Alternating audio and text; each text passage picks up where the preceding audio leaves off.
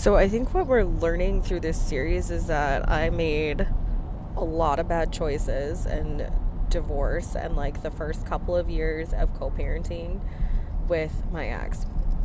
But more than that, I think what we're learning is that it's really easy to make those bad choices if you do what I did and you listen to a lot of outside influences that maybe don't know what they're talking about, have their own agenda, or their own reason for why they're telling you something, or they've never actually experienced what it's like to be in the process of getting divorced, or in a high conflict co-parenting situation, or just co-parenting in general, right? So, for example, if I'm listening to my parents who have now been married for like 40 years, they're not going to have any actual insight into what living like this is like, such that taking their advice and their opinions is going to make much sense. So I think there were three main buckets, I would say, of people or groups in the first year of co-parenting that I allowed myself to be influenced by, that turned into just like the continual perpetuation of me making horrible decisions as it relates to trying to figure out co-parenting, trying to set boundaries, what was really best for my kids, and how I should have been moving, or how I wish I moved. In that first year, those first early years, like trying to keep my sanity and set up any sort of structure so I could move on with my life. The first set or subset of people, I would say, was when I started dating after I got divorced. I started dating like immediately. I 10 out of 10 do not recommend dating immediately after you get divorced unless you were separated for a long time, you've done a lot of personal work, therapy, coaching, healing, energy work, like all of the things. If that's not you and you haven't done that, I would challenge you to consider waiting to start dating, because it can mess everything up. One, if your significant other is somebody who's bent on making you miserable and doesn't want you to be happy, then you dating is just going to be another point of contention in the relationship. It's just going to be new conflict with your co-parent, because how dare you date? How dare you go out and be happy? But you also run the risk of making poor dating choices and just consider like continuing the cycle that you're in, or getting somebody very similar to your ex, or somebody who maybe is dissimilar to your ex but has just a different set of things that you're not compatible with, or an attachment style you're not compatible with, and you're like, oh, they're so different, they're nothing like my ex, so this must be good. Like, no, that's not always what that means. And basically, how I'm going to tell you right now is the person that you choose to get into a relationship with after your divorce is going to influence decisions that you make, or has the potential and the possibility to influence decisions that you make in your co-parenting relationship and for your kids, right? Because this is your new most intimate relationship. And so when I was first divorced and I was dating, I had two other really good friends who were also single, and we were all on like all of the dating apps, right? So we're on like Bumble, Hinge, The League, Match, Christian Mingle. I don't even know if I was on that one, but I was on a lot. I was like on 5 dating apps, and my 2 best girlfriends were on them, and we would be like, on 3-way calls, swiping and going on dates, chatting with men, right? And all of these things. So at the age that I was when I got divorced, I was 31. I was 31. And so a lot of the men I was chatting with and talking to were older than me, and often were also divorced and had children. So one of the first people I went on a date with from an app was somebody who was divorced and had 2 children, and I think we only went on one date, but we chatted for a while, and he didn't have like parenting time or a relationship with his children really, and he was super like, my ex-wife or whatever she was to him, I don't even know if they were married, like, she took the kids and she has kept the kids from me, and I'm in this father's rights project and this father's rights group about how I can get my kids back because she took them from me.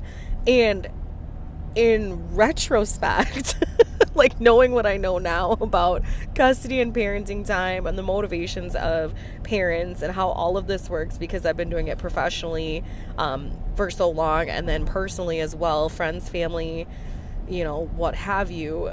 I am a firm believer that nobody just takes your kids, and if you want to see your kids, you'll see your kids. Like, fight me about that, be upset about that if you want, but there is not a world in which, if you're willing to go through the proper channels, and it's so important to you to have a relationship with your kids, and you live 30 minutes apart, that somebody just took your kids and you can't see them unless you did something, and then we should be talking about what it is that you did, because there's no way she just took his kids, right? And I didn't really date that guy. I went on a date with him and chatted with him, and then I dated somebody for a more prolonged period of time after this individual, right? So this guy and I dated for maybe, I don't know, like 3-4 months. It wasn't real long and wasn't real substantial. And he had an ex-wife that he had 2 children with, and he constantly had like drama and chaos with his ex-wife. And she had tried to take his kids, and he had to pay her child support and this thing, that thing, and the other thing.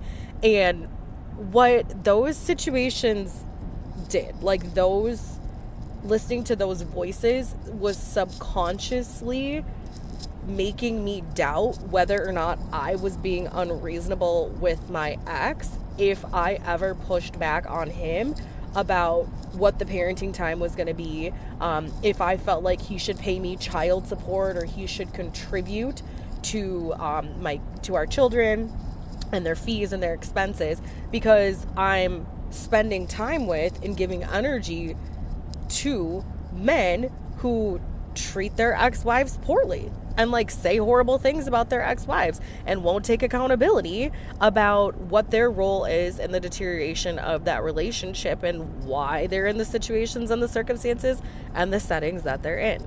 So listening to those voices, I probably shouldn't have been dating anyways at that point, because I had not done the work personally. But 2, I'm like listening basically to people and spending time with people that mirrored the energy of my ex-husband, and like now I'm giving them my energy. Like, do you see how absolutely ridiculous that is? So thank God the person I was dating for 3 or 4 months or whatever it was just like was not a good potential partner, and we had some sort of falling out, and he stopped talking to me for like 2 weeks, and then I was like so heartbroken. I was like devastated, right? That first real breakup after your divorce actually hits so hard. And I was like, I can't believe this. And I was just like so heartbroken, and it was so horrible. And the funny thing is, he really did nothing, like had nothing to offer my life, but whatever. And then he came back like 2 weeks later and was like calling my office, like messaging my friends, trying to DM me on Facebook because I'd blocked his phone number and wasn't taking his calls or his text messages and was like trying so hard. And thankfully I had the wherewithal at that point, after being like broken of the spell for a couple weeks, to just be like, nope, I'm good, never going back type of a thing, and just let it be what it was.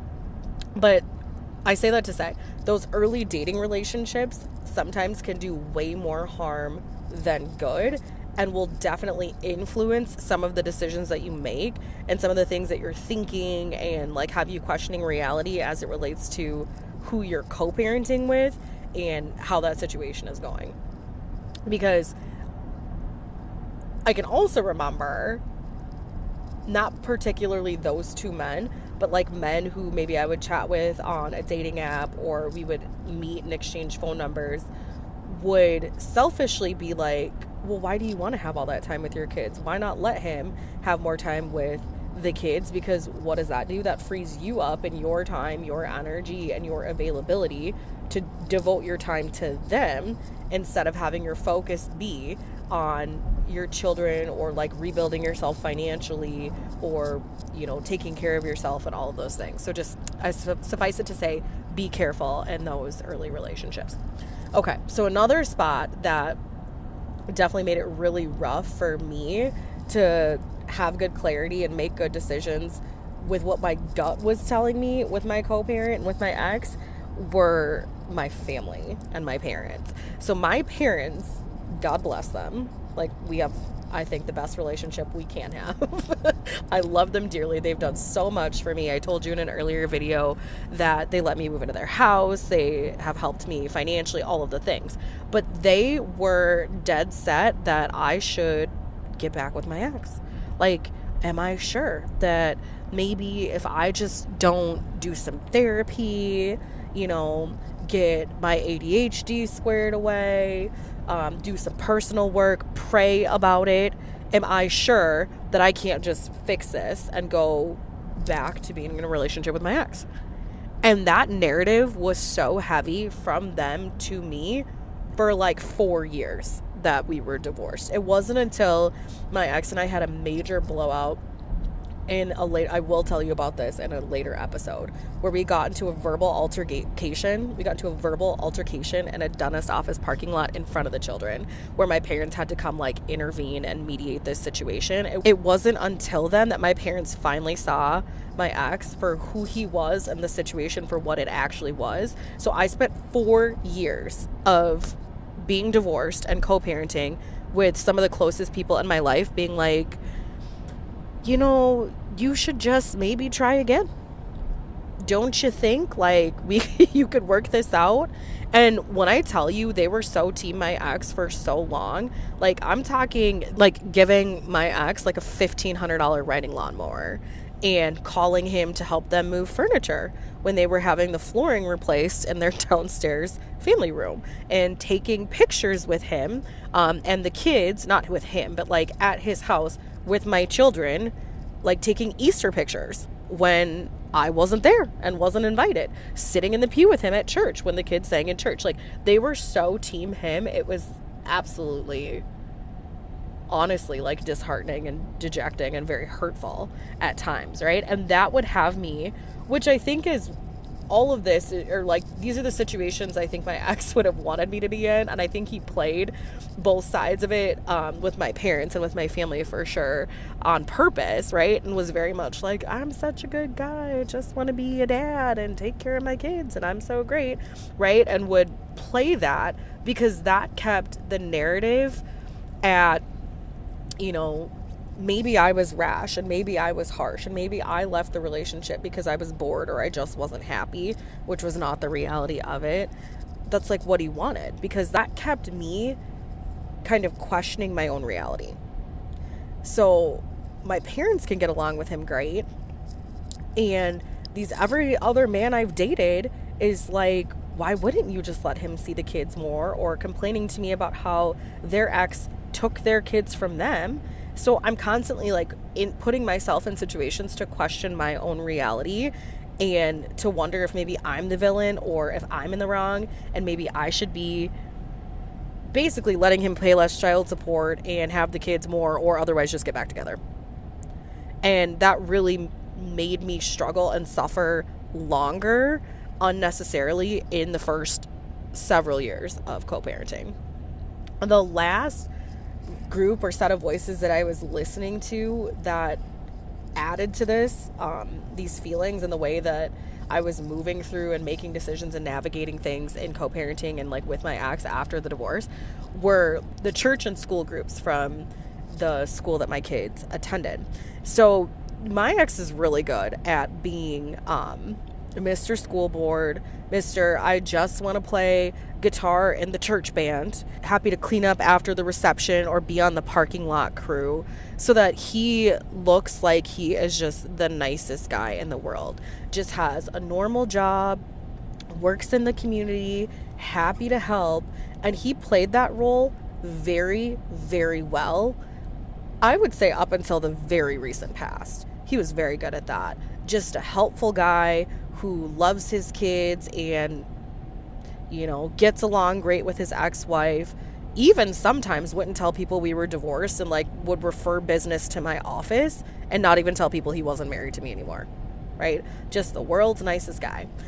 And so I would be getting into, I would start having relationships and friendships with people at the church and the school. So I'm a very social person most of the time. So I would want to hang out with the other moms and join the women's group and volunteer at the church. And I would drive for the school field trips.